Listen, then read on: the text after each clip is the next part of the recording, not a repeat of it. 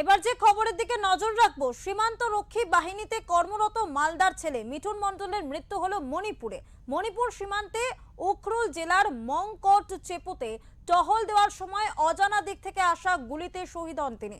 এই মর্মান্তিক ঘটনায় শোকস্তব্ধ গোটা এলাকা। মালদার মোথাবাড়ির উত্তর লক্ষ্মীপুর গ্রাম পঞ্চায়েতের ভাগজানটোলা এলাকার বাসিন্দা বছর 34-এর মিঠুন মণ্ডল 170 ব্যাটালিয়নের বিএসএফ এর জওয়ান ছিলেন তিনি।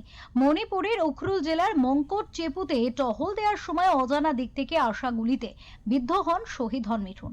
স্বাভাবিকভাবে এই মর্মান্তিক ঘটনায় শোকস্তব্ধ গোটা এলাকা। ছেলের অকাল মৃত্যুর খবর পেয়ে ভেঙে পড়েছেন বছর 61-র বাবা মন্টু মণ্ডলও।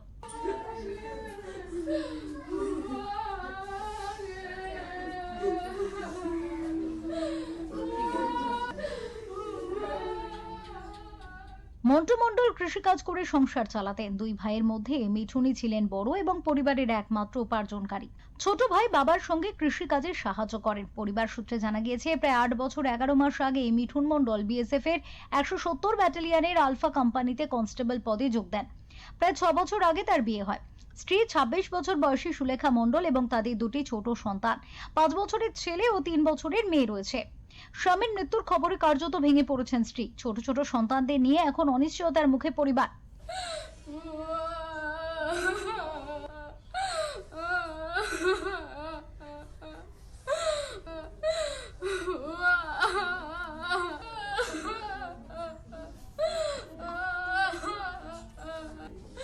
পরিবারের দাবি, শুক্রবার সন্ধ্যা প্রায় 7টার সময় ডিপার্টমেন্ট থেকে ফোনে জানানো হয় মিঠুনের গুলি লেগেছে, তার অবস্থা আশঙ্কাজনক।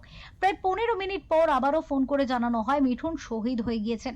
ঘটনাটা হয়েছিল যে মণিপুরে ডিউটি চলাকালীন যে রাত্রি 7টার সময় ফোন আসলো, হেডকোয়ার্টার থেকে অফিসার ফোন করলো যে মিঠুন মণ্ডলের গুলি লেগেছে, তো অবস্থা খুব খারাপ। তারপরে ওখান থেকে আবার ফোন আসছে যে আর নাই, শহীদ হয়ে গেছে। এটাই প্রথম স্টেপ হলো, শুরু হলো। তারপরে কত বছর ধরে উনি চাকরি করতেন?